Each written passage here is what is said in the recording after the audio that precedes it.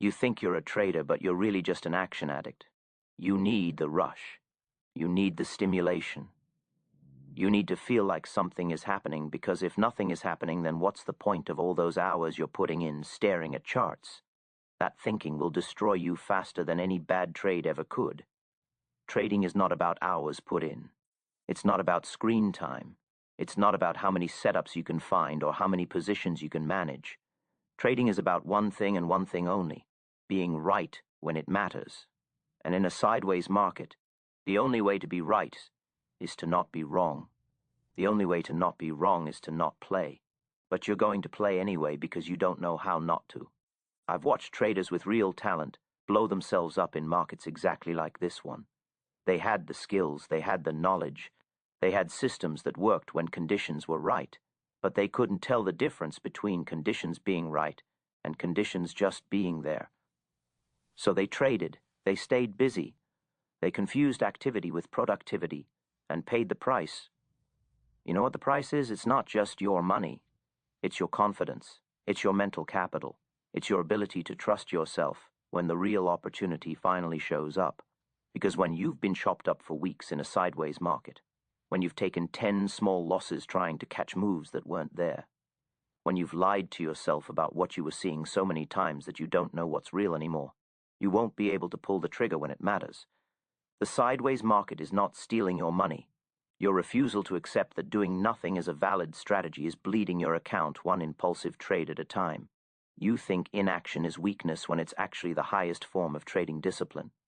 Every professional knows that cash is a position, that waiting is a strategy, that patience is not passive but aggressive capital preservation.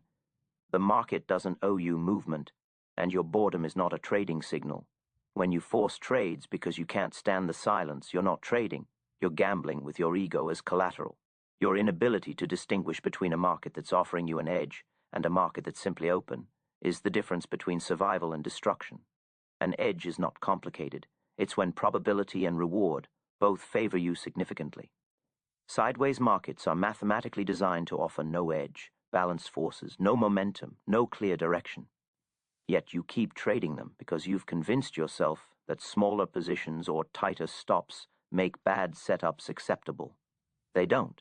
A bad trade is a bad trade regardless of size, and every one you take teaches your subconscious that trading without an edge is acceptable behavior. The real cost of overtrading isn't visible in your account immediately. It's the psychological damage that accumulates. Each forced trade chips away at your confidence. Each choppy loss makes you doubt your system. Each week of spinning your wheels in meaningless action depletes the mental capital you'll need when the real opportunity arrives. And when that opportunity finally shows up, when the market breaks out with clarity and momentum, you won't be able to pull the trigger because you've spent weeks training yourself to distrust your judgment. Professional traders don't measure their skill by how many trades they took. They measure it by whether they followed their rules. And the most important rule in any trading system is this: only trade when your edge is present. When it's not present, you wait. You watch. You prepare. You do everything except risk capital. The amateur needs constant validation through activity. The professional gets validation through results, and results come from patience, not from motion. You think successful traders are grinding every day, but they're not.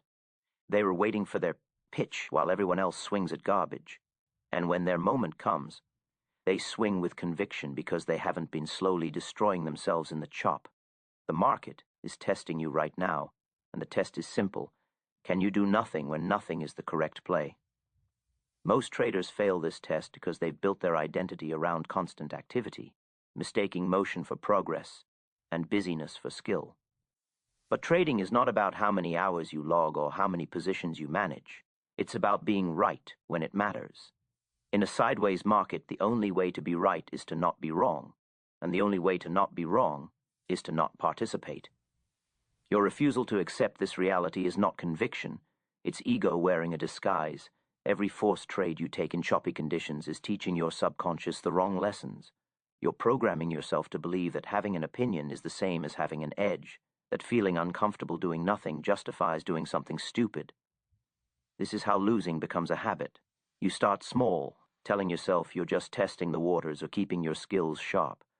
But there's no such thing as a harmless bad trade. Each one normalizes the behavior. Each one makes it easier to pull the trigger next time when you shouldn't. You're not practicing trading, you're practicing losing. The psychological pain of sitting still is greater than the pain of taking a loss, and that's exactly why most traders never make it. A loss from a good trade that didn't work out is acceptable. It's part of the game. But the mental anguish of watching a dead market while your mind screams at why. So do something feels unbearable. So you cave. You manufacture a setup that isn't there. You convince yourself you see something others don't, and the market punishes you for your impatience, not because it's cruel, but because it simply reflects the quality of your decisions back at you. Capital preservation is not a defensive strategy, it's an offensive weapon. Every dollar you don't lose in meaningless chop is ammunition for the real move. Every trade you don't take is mental strength saved for when clarity returns. The professionals understand this deeply. They know that markets reward patience more than they reward activity. They know that the trader who arrives at the breakout with full capital and full confidence will destroy the trader who's been nickel and dimed to death trying to stay busy. Your job is not to trade every day. Your job is to be ready when the market offers you something real. You believe the lie that real traders are always in the market, always active, always finding opportunities where others see nothing. This mythology is killing you. The truth is that real traders spend most of their time doing absolutely nothing, waiting for conditions that favor their specific edge. They understand that the market cycles through phases, trending, ranging, volatile, quiet, and that their system only works in certain phases. When those phases aren't present, they disappear. They don't try to adapt. They don't switch strategies. They don't trade smaller. They simply stop and wait for their conditions to return. Your need for daily validation through trading activity reveals a fundamental misunderstanding of how money is actually made in markets. Money is not made by being busy. It's made by being selective. The biggest winners in trading history didn't come from traders who ground out small gains every single day. They came from traders who waited weeks or months for the perfect setup, then bet enormous when that setup appeared. But you can't bet enormous if you've already bled out your account in sideways action. You can't swing hard if you've spent all your strength swinging at pitches in the dirt. The market is not your enemy, and that's what makes it so dangerous. An enemy you can fight, an enemy you can strategize against, but the market doesn't care about you enough to be your enemy. It's indifferent. It will take your money without malice, without emotion, without even noticing. The only enemy in this equation is you, your impatience, your ego, your inability to accept that sometimes the smartest thing you can do is nothing. Every time you force a trade, you're fighting yourself, not the market, and you're losing. Sideways markets expose who you really are as a trader. When the trends are clear and momentum is strong, anyone can make money. The rising tide lifts all boats, including the leaky ones.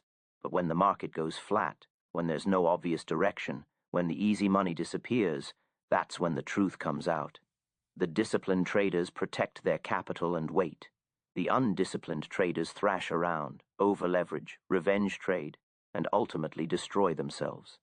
The market isn't doing anything to these traders. They're doing it to themselves. And if you're honest, you know which category you're in right now. The discomfort you feel watching a sideways market is information, not instruction. It's telling you something important about yourself, that you've attached your self-worth to your trading activity, that you measure your value by how busy you appear rather than how profitable you are. This is a fatal flaw. The market will exploit this weakness every single time because it knows that traders who can't sit still will eventually hand over their money trying to CR. Action where none exists. Your boredom is not a market condition. It's a character defect that will cost you everything if you don't fix it. Professional traders understand something you don't, that capital is finite, but opportunities are infinite. You're acting like this sideways market is your last chance, like if you don't trade now, you'll never trade again. That scarcity mindset makes you desperate, and desperation makes you stupid.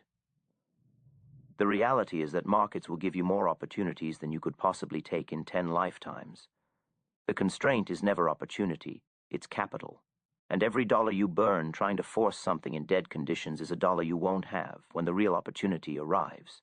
You're trading your future edge for current activity, and that's a losing exchange every single time. The pain of missing out on imaginary profits is somehow worse to you than the pain of taking real losses. Think about how backward that is. You're more afraid of not being in the market when something might happen than you are of actually losing money when nothing is happening. This is your psychology destroying you in real time. FOMO, fear of missing out, is not trading intuition. It's not your subconscious picking up on something. It's pure emotion masquerading as analysis, and it will bankrupt you if you keep listening to it. Here's what you need to understand. The traders who make it in this business are not the ones who never lose. They're the ones who don't lose when they're not supposed to be trading. The ability to protect your capital during unclear conditions is worth more than the ability to make money during clear conditions, because clear conditions are easy. Everyone makes money then.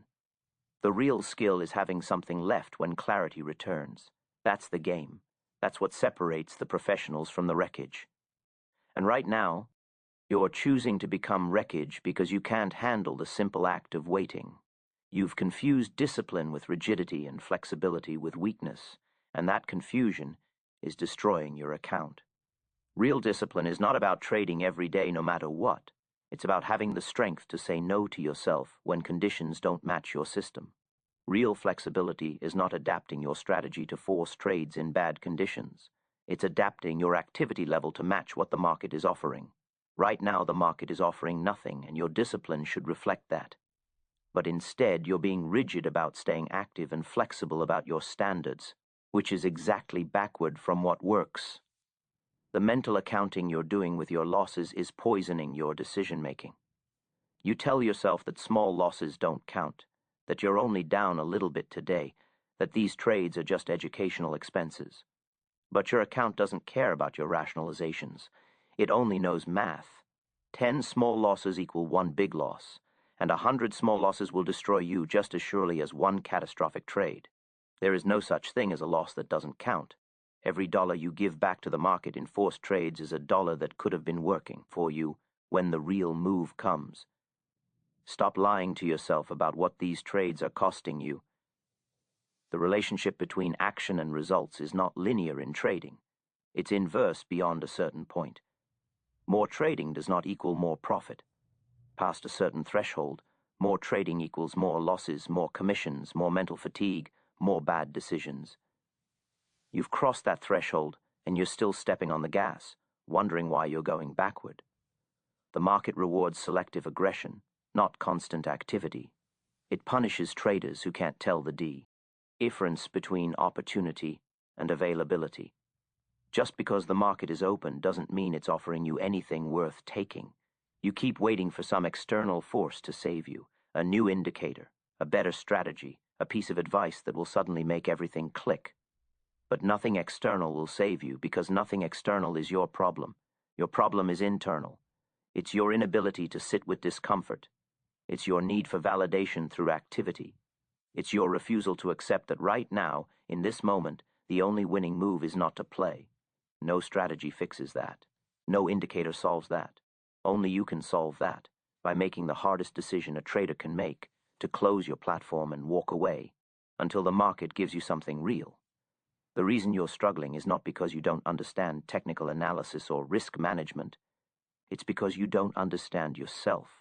You don't know what triggers your impulsive decisions. You don't recognize when your ego is making trades instead of your system. You don't see the pattern. Every time the market goes sideways, you self-destruct in exactly the same way. You tell yourself this time will be different, that you've learned your lesson, that you'll be patient now. Then the market chops for 3 days and you're right back to forcing trades, proving that knowledge without self-awareness is useless. Your trading journal probably tells a clear story that you refuse to read. If you actually analyzed your results honestly, you'd see that your best days are often the days you traded least. You'd see that your worst drawdowns come during sideways periods when you overtrade. You'd see that the pattern is not the market hurting you. It's you hurting yourself with mechanical precision. Every single time conditions match this profile. But you don't look at that data because you don't want to face what it's telling you. You'd rather keep believing that you're unlucky, or that the market is against you, than accept that you are your own worst enemy. Every successful trader has one thing in common. They know exactly what they're good at, and they only do that thing. They don't try to be good at everything. They don't trade every market condition. They wait for their specific setup, their specific edge, their specific moment, and then they attack with overwhelming force. You're trying to be good at everything, which means you're actually good at nothing. You're trying to trade trending markets and ranging markets and volatile markets and quiet markets, and you wonder why you're getting mediocre results across the board. Specialists dominate generalists in trading every single time. The brutal truth is that most traders never develop the psychological strength required to succeed, because they never experience enough pain to change. They lose just enough to hurt, but not enough to quit, so they stay stuck in this purgatory of constant small losses and broken promises to themselves. You're in that purgatory right now. The question is whether this pain will finally be enough to change your behavior, or whether you'll keep doing the same thing and hoping for different results. The market doesn't care which choice you make. It will take your money either way. The only person who cares is you.